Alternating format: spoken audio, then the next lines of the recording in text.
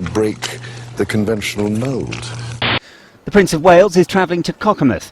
Prince Harry is again in the headlines for all the wrong reasons after he was pictured wearing a swastika armband at a fancy dress party. I mean, no connection to reality, no connection to real life. Hey, here's a funny idea. I'll wear a Nazi armband and I'll go to a fancy dress party. This is really like a Windsor being in a real knot, isn't it? There's nothing more bad taste than a member of the royal family dressed as a Nazi. Throwaway society. The Equality and Human Rights Commission said the footage presented disturbing allegations and wants the Ministry of Defence to take further action. The MOD, meanwhile, has condemned the language used by the Prince as unacceptable in the modern army. The journalist who obtained the footage believes it's damaging not only for the Prince, but for the royal family as a whole. People living in Scotland who don't have gorms on their hills are called gormless.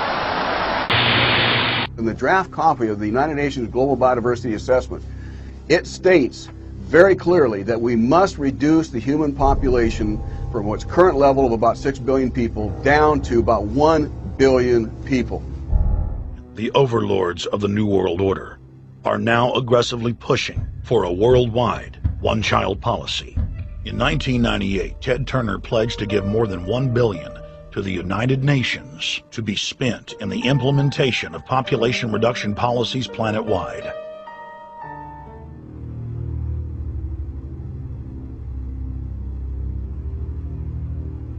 In 1999, the Bill and Melinda Gates Foundation gave $2.2 billion to Planned Parenthood, the United Nations Population Fund, and other population reduction groups. By 2007, the Gates had given more than $30 billion, almost exclusively to population control groups. The controlled corporate press cynically reported that the Gates were giving the money to help third world children. Now, we put out a lot of carbon dioxide every year, over 26 billion tons. For each American, it's about 20 tons. For people in poor countries, it's less than 1 ton. It's an average about 5 tons for everyone on the planet. And somehow we have to make changes that will bring that down to zero.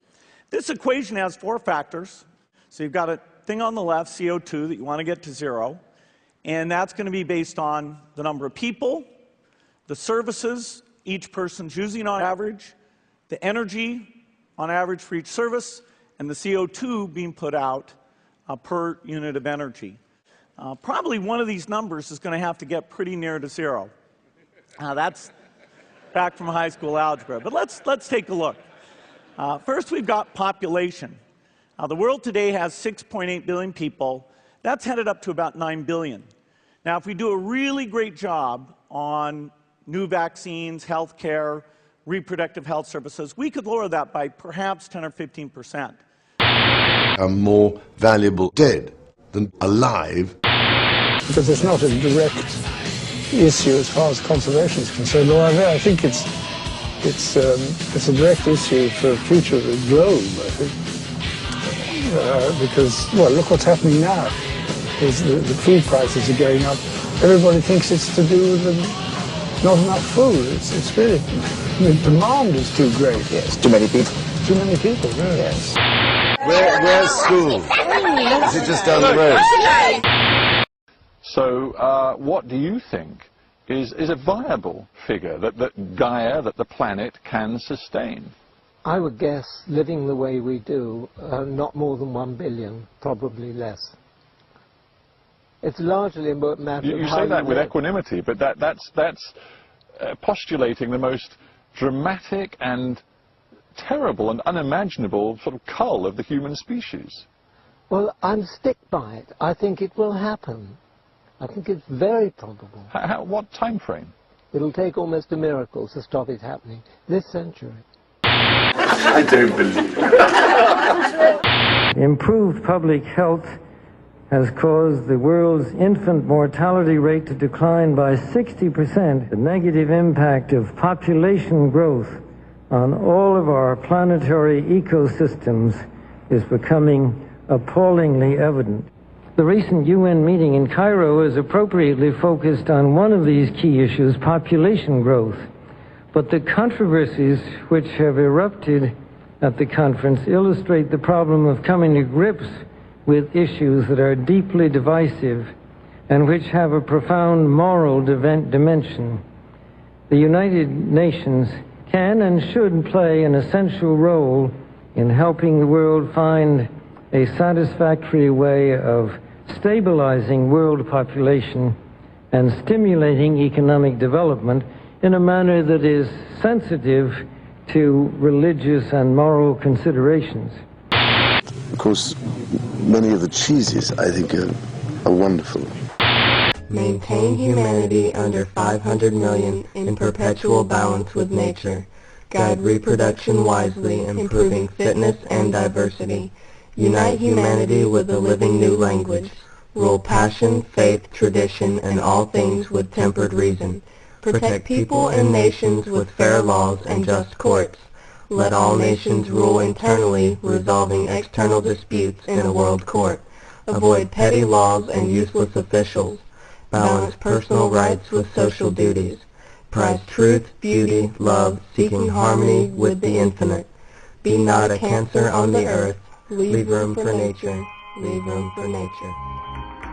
Codex, according to the World Trade Organization and the Food and Agriculture Organization, joint projections. If you do the numbers in the WHO-FAO projections, the epidemiological projections, they estimate, not I, that just the vitamin and mineral guideline alone will result in a minimum of 3 billion, that's B, bad, big, billion deaths. Globalization from the bottom up.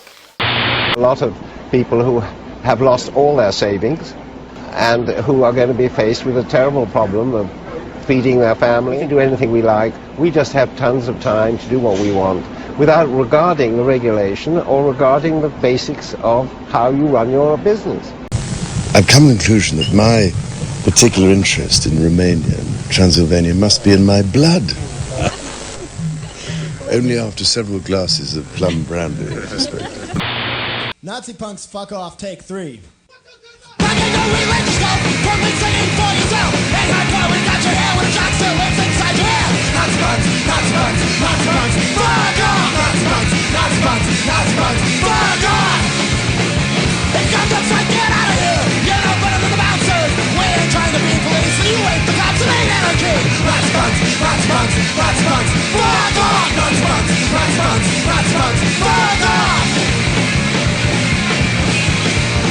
Jump up, what a man! If I each other, the police state wins! You took your goose and a trash our home! Trash your bag if you got real balls! Yes, don't think like the guys look cool! The real Nazis run your school! Those just businessmen and cops and the real boys want to be the first to go! Nazi punks, Nazi punks, Nazi punks, fuck off! Nazi punks, Nazi punks, Nazi punks, fuck off! You be the first to go, you be the first to go, you be the first to go, unless you think! Dig that crazy rhythm. Far from the brave new world that some predicted, battle between communism and democracy presented the world with the threat of mutually assured destruction, annihilation from a nuclear war that would leave the atmosphere poisoned globally, humans killed in horrific numbers, and nature horribly disfigured. The implication of that, a spread of the H1N1 flu virus, is a mere overture to what is to follow if we do not tackle this issue. Billions of people being forced to leave their homes over the next 100 years, which is now looking more likely unless urgent action is taken. Oh, well, there we are. No. Yes! Here we go, I have a letter to read out to you from His Royal Highness the Prince of Wales. As someone who grew up to the sounds of the Goon Show on the steam-driven wireless, I must confess that I've been a lifelong fan of the participants in the show, and particularly of Spike Milligan. Oh, the little grovelling bastard.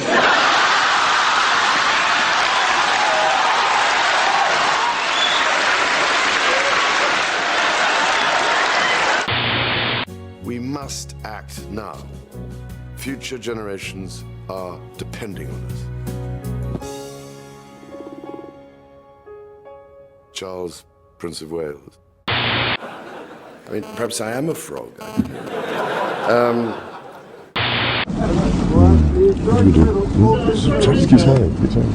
Prince Charles, how are you feeling? Well, it's a very nice thought, isn't it? I'm very glad you've heard of it anyway.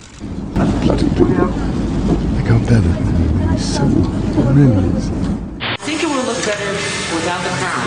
Less dressy, because the garter robe is so extravagant. Dressy? What do you think this is? I'm not changing anything. I come in